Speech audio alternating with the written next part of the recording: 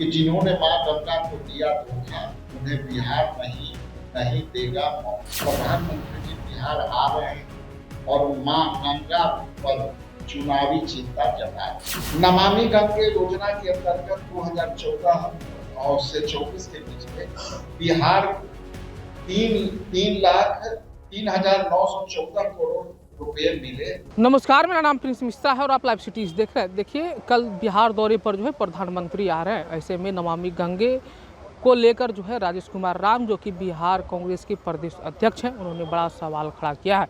उन्होंने साफ तौर पे कहा है कि एसटीपी के तहत जो गंगा को स्वच्छ करने के लिए बिहार सरकार को पैसे मिले थे, वो उसमें जो है पूरी तरह से जो है धांधली हुई है, पैसे की हेरफेर हुई है। वैसे में नरेंद्र मोदी ये बताए कि बिहार तो आ रहे हैं, चुनावी जुमला भी करेंगे, लेकिन जो पहले से वाटर प्यूरीफायर लगा हुआ है उनका देख रेख नहीं हो रहा है। लेकिन अभी चुनावी माहौल है, चुनावी माहौल में उद्घाटन करके लोगों को ये बताना चाह रहे हैं कि हमने जो है बिहार को बड़ी सौगात दी है। ऐसे में राजेश कुमार राम क्या कुछ कह रहे हैं नमामि गंगे को लेकर, सुनवा रहे हैं। यहाँ उपस्थित इलेक्ट्रॉनिक्स मीडिया, प्रिंट मीडिया और छाया पत्रकार लोगों को मैं अभिनंदन करता हूँ, स्वागत करता हूँ। मैं आगे की बात कहूँ जिसमें मैं स्पष्ट कर दूं कि जिन्होंने मां गंगा को दिया धोखा, उन्हें बिहार नहीं नहीं देगा मौका।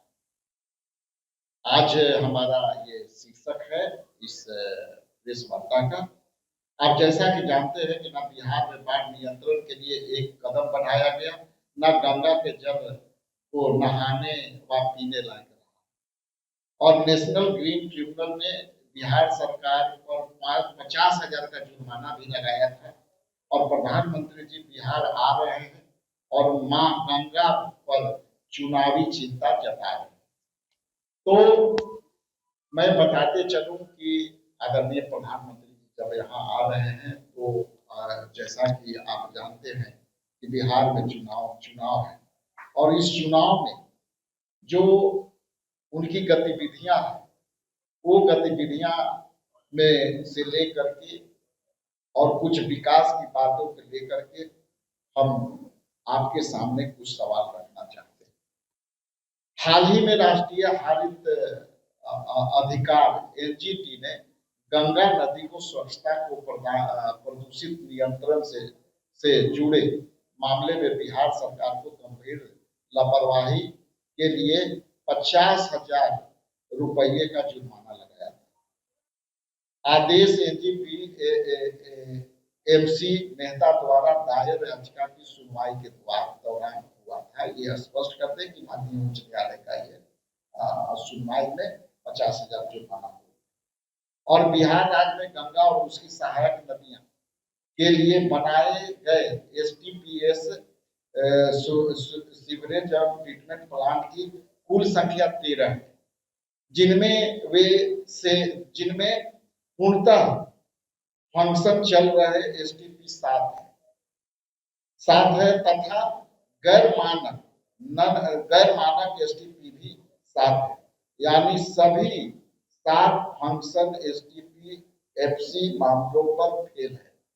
जैसा कि आप जानते हैं कि फीकल जो है वो फीकल कोलिफॉर्म एफसी बैक्टीरिया की मात्रा अधिक होने का अर्थ है कि उसमें मानव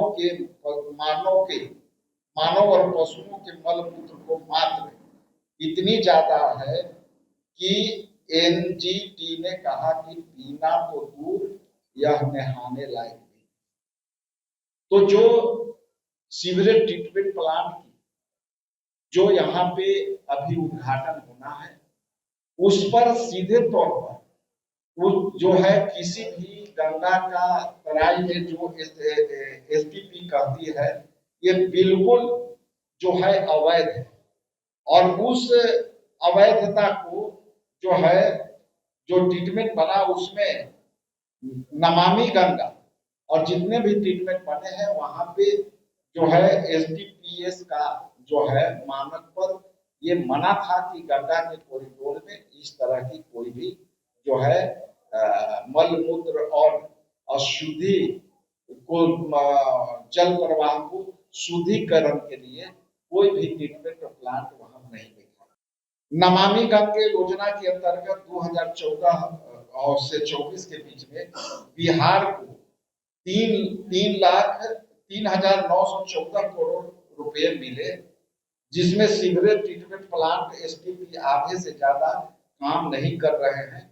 जो काम कर रहे हैं वो एक भी मानक स्तर पर नहीं है, क्योंकि जैसा कि आप जानते हैं कि नमामि गंगे के जो कंकड़ बांटने और सारे मोहल्ले में काम हुए, वो केवल काम हुए, लेकिन आज भी उसको ढक करके तोप करके छोड़ा गया है। ये सब अवगत।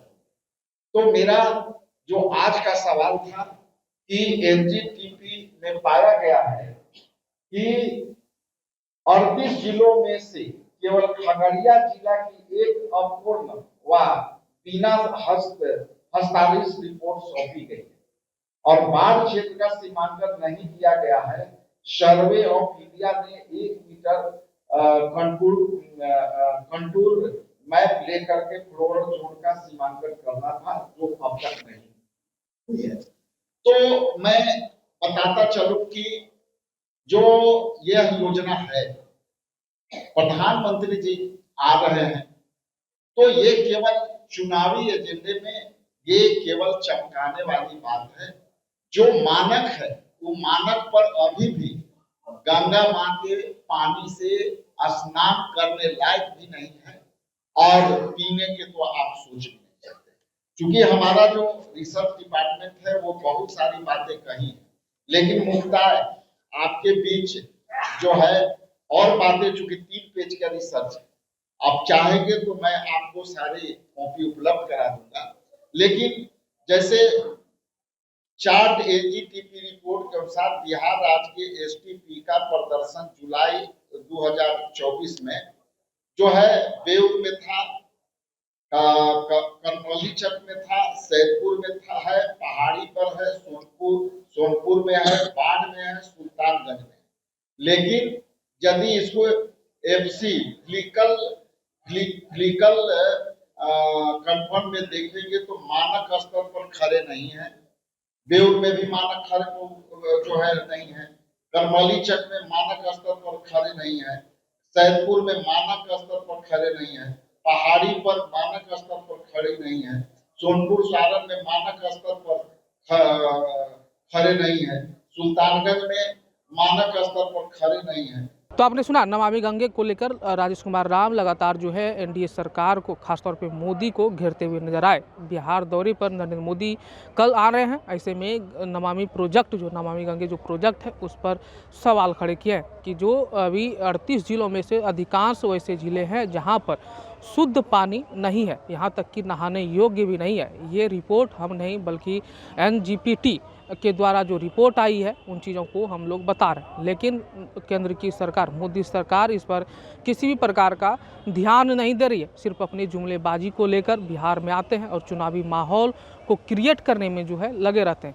लेकिन देखना ये होगा कि कल नरेंद्र मोदी के आने से बिहार को किन किन चीज़ों का सौगात मिलता है। ऐसे अनुमान तो लगाया जा रहा है कई चीज़ों को लेकर कि मोदी आएंगे तो बड़े बड़े सौगात दिए जा सकते हैं, लेकिन चुनावी साल है, इस पर भी सवाल खड़ा होना लाजमी है। लेकिन तब तक के लिए बने रहिएगा लाइव सिटीज़ पर। धन्यवाद।